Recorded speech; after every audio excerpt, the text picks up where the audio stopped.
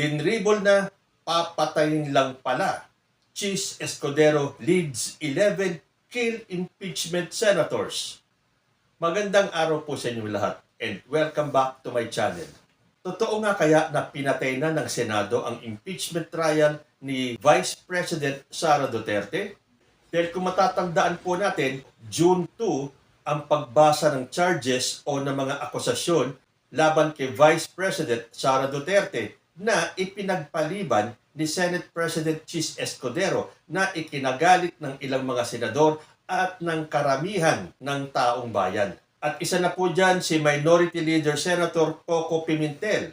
Ayon po dito sa Philstar, the unilateral move of Senate President Francis Escudero to change the calendar of Vice President Sara Duterte's impeachment trial violates the Senate's own rules. Sabi po yan ni Pimentel. Escudero had reset the House of Representatives prosecution panel's reading of the articles of impeachment from June 2 to June 11, ostensibly to prioritize the passage of pending priority pieces of legislation before the June 13 sine die adjournment.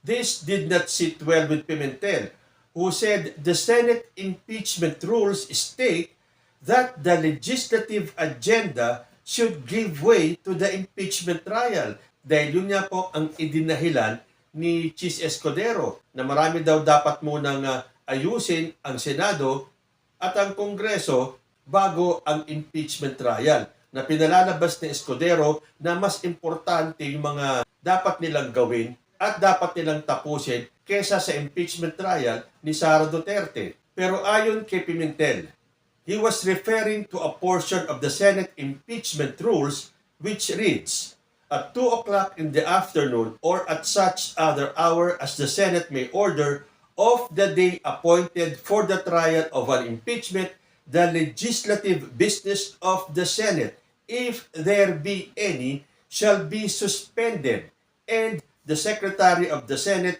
shall give notice to the House of Representatives that the Senate is ready to proceed upon the impeachment trial in the Senate chamber. The said section or provision in our impeachment rules gives the directive that should there be both legislative and impeachment matters, the legislative agenda should give way to the impeachment proceedings. O di ba malino naman itong sinasabi rito?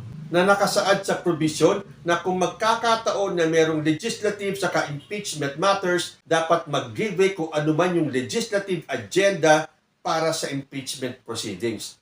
Pero bakit ganun si Chis Escudero? Yung mga Senate rules, siya mismo ang bumalik. Sabi pa ni Pimentel, Escudero's invoking the need to pass priority legislation as a reason to reset the impeachment trial violates the spirit of the rules. Pimentel said he sees no reason for resetting the impeachment calendar because the full-blown trial will only happen in July during the next Congress and not during the remaining days of the 19th Congress. Pero meron din pong mga senador na nagtatanggol kay Chis Escudero. Tulad nitong si Senate President Pro Tempore Jinggoy Estrada defended the leadership's move to prioritize the passage of pending measures over the upcoming impeachment trial of Vice President Duterte. Estrada also denied the claim of incoming mamamayang Liberal Party List Representative Laila De Lima that the impeachment trial is dead on arrival. Sabi ni Jinggoy Estrada, we are not going to abandon our constitutional duty to hear the impeachment case. So, ayan pala, sabi ni Jinggoy Estrada, we are not going to abandon, hindi daw iiwanan yung kanilang constitutional duty na pakinggan ang impeachment case na yan. So, parang niloloko tayo ng mga senador na to. So, sinasabi na yung pag-postpone ng hearing supposedly today ay hindi po nangangahulugan na patay na yung impeachment ni Sara Duterte. Dahil sinigurado naman ni Jinggoy Estrada na tuloy ang impeachment case.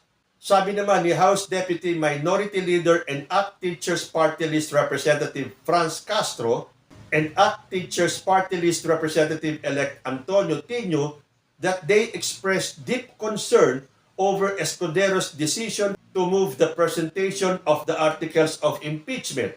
The lawmakers pointed out that this delay coincide with rumors of a possible dismissal of the impeachment case.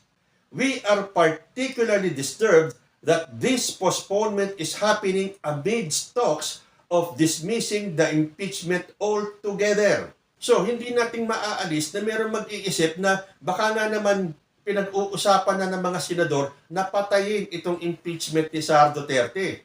Bakit? Sabi sa GMA News, re-elected Senator Amy Marcos said that the bid to remove Vice President Sara Duterte via impeachment has already failed amid the postponement of proceedings in the Senate. Sabi ni Amy Marcos, para sa akin, yan ang importante. Makatulong sa tao at tigilan na ang pangunguna ng pampolitikang impeachment na yan. Pero sa kabilang banda, bakit inuurong yung impeachment? Tanggapin nyo na. Talo na ang impeachment. Yun lang yun. Kahit ngayon, kahit sa Hulyo pa, talo na. So para kay Amy Marcos, just accept that VP Sara impeachment has already failed. Siyempre, yan ang sasabihin ni Amy Marcos. Solid Duterte yan eh. Dapat niyang pangatawanan ang pagtatanggol kay Sara Duterte. Hindi ba't isinama pa siya ni Sara Duterte sa The Hague para bisitahin si former president? Unfortunately and sadly, hindi naman po pinapasok si Amy Marcos dahil ang pwede lang bumisita sa loob kay former president ay ang immediate family. Baka akala ni Amy Marcos ay immediate family na rin siya dahil tinakwil niya na ang pamilyang Marcos at siya ngayon ay nagsusumiksik sa pamilya Duterte. Di ba?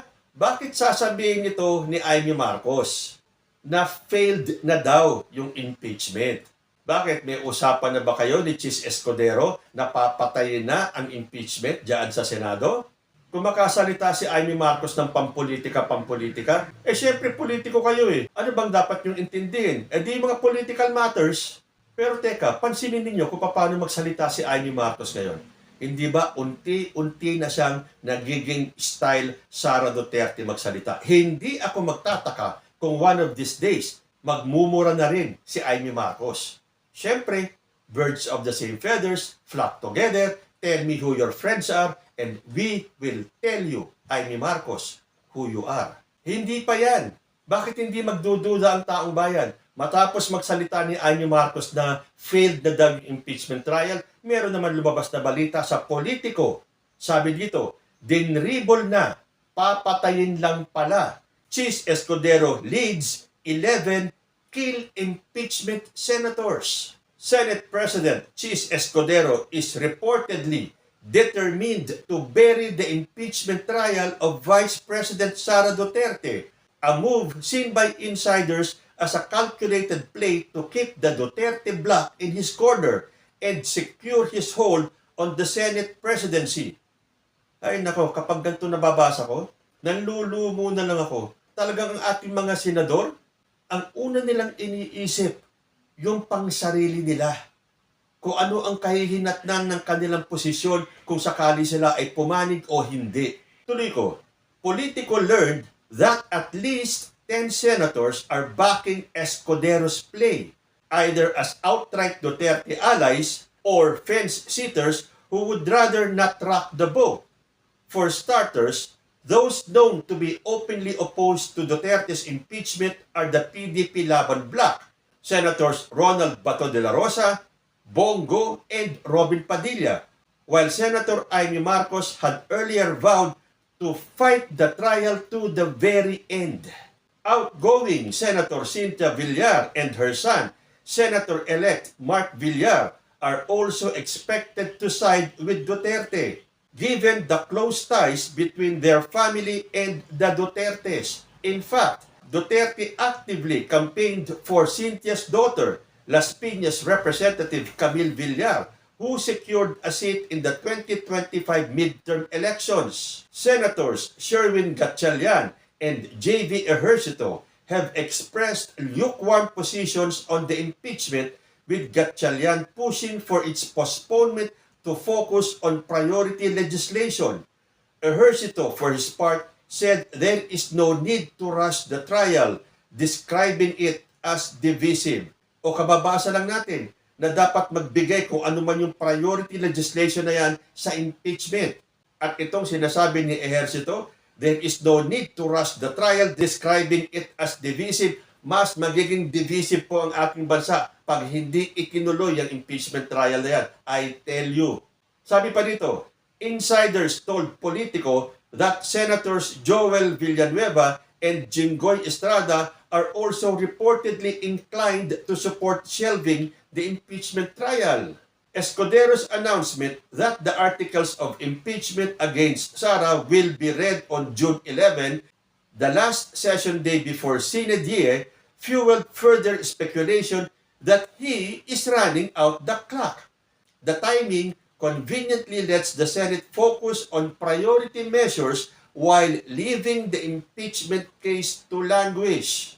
Pundits believe Escudero's move to shelve the trial is aimed at maintaining the Duterte bloc's support to keep his hold on the Senate presidency. But for her part, Duterte has signaled she is ready for the showdown, saying she is eager for the trial to begin and describing it as a bloodbath. So ano kaya yon? Drama-drama ni Sara Duterte that she is ready and eager for the trial para daw matuloy yung bloodbath.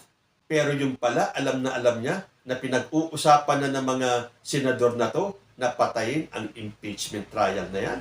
Tandaan niyo po itong mga pangalan na to. Amy Marcos, Robin Padilla, J.B. Ejercito, Win Gatchalian, Cynthia Villar, Joel Villanueva, Jinggoy Estrada, Mark Villar, Bato de la Rosa, and Bongo, and Chis Escudero. Yan pong 11 yan. Ang sinabi dito sa balitang ito na sila ang mga kill impeachment senators. Subukan nyo po talaga. Hindi po natutulog ang taong bayan. Hindi nyo na matatanga at mabobobo ang mga Pilipino ngayon. Subukan ninyong patayin yung impeachment trial na yan. At tandaan nyo yung 88% na nagsasabing dapat harapin ni Sara Duterte ang kanyang mga aligasyon. God forbid, wag po sana magkaroon ng another people power para makita nyo ang galit ng taong bayan. Nilalaro ninyo ang taong bayan. May hangganan po ang lahat. Huwag niyong subukan at hintayin pumutok ang galit ng taong bayan. Dahil sigurado ko, hindi niyo magugustuhan yan. Tapos ngayon, ibinibintang na naman nila kay President Bongbong Marcos ang dahilan kung bakit daw papatayin ang impeachment trial ni Sara Duterte.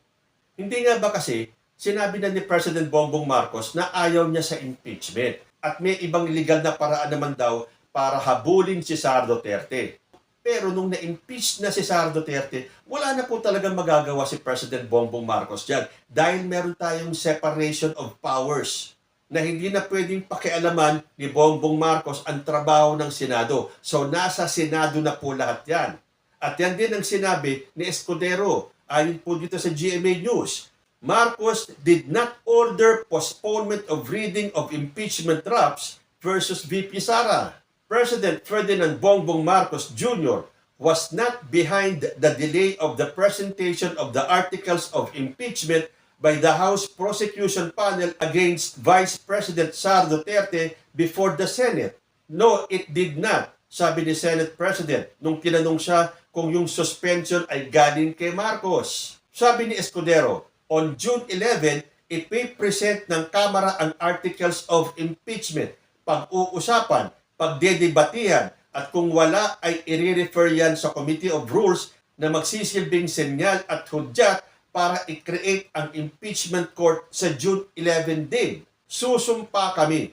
Iko-convene ang impeachment court, mag-a-approve ng rules at mag-i-issue ng summons. Doon magwawakas ang procedure na gagawin sa ilalim ng 19th Congress sa June 11. So ayan, sinabi ni Escudero kung ano ang mga magaganap sa June 11. Dapat tuparin nyo na yan. Dapat wala ng postponement.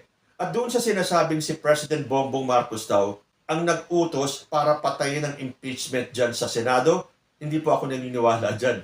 Papaano naman yung House of Representatives? Di sila naman ngayon ang magagalit kay President Bongbong kung iuutos ni PBBM na tapusin at patayin yung impeachment na yan sa Senado. Kasi tinan natin, kung numbers at numbers din lang ang pag-uusapan, ilan po bang mga kongresista ang bumoto para ma-impeach si Sara Duterte? At ilan lang ba ang mga senador na boboto para ma-acquit si Sara Duterte?